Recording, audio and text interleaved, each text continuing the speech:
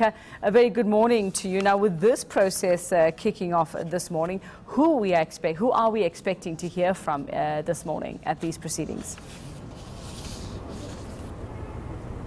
Good morning, Uveka. Yes, it's the first day back at Parliament after a short recess. And this week really is going to be a focus on crime and justice.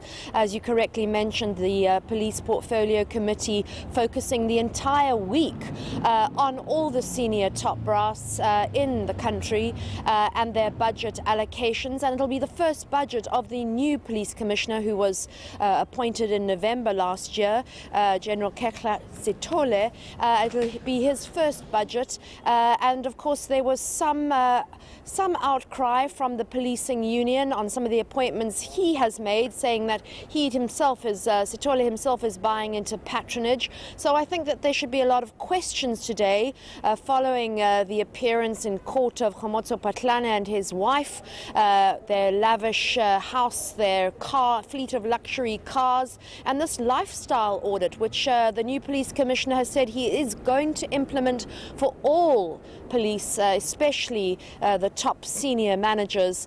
So the spotlight will be on that and how he's going to implement that.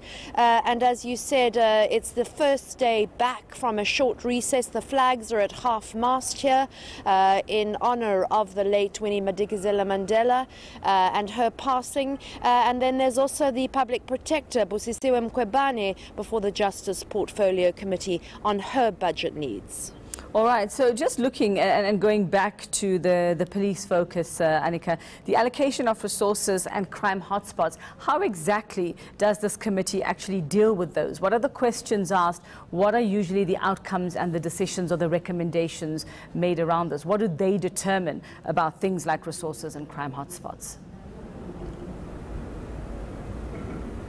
Well, I think that one of the focuses really is going to be on the operations of the Hawks and crime intelligence and the revamping of crime intelligence and the allocation of resources in terms of criminal areas according to the crime stats and how correctly police are being allocated to those areas.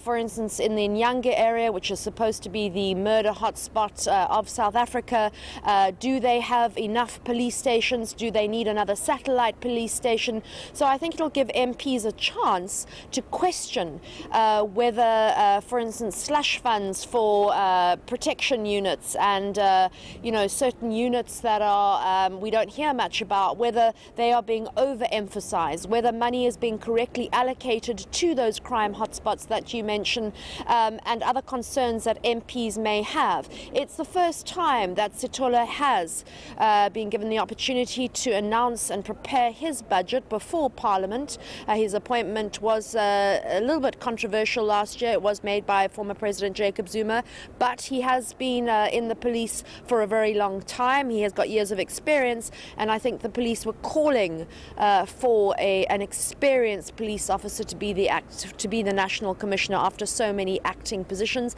And of course, we now have a new police minister in Bheki Cele, so I should think that there'll be some discussion too on how they will work in order to combat crime. Something that I would like to know is how far their investigations with the, and certainly in terms of the Hawks are, in terms of all the Gupta-linked and state capture investigations, because it would seem to me, certainly in the Estina case and some of the other cases, that it's the low-level officials that are getting targeted rather than the bigwigs that have seemed to be the puppet masters, if you like, that seem to have been getting off scot-free.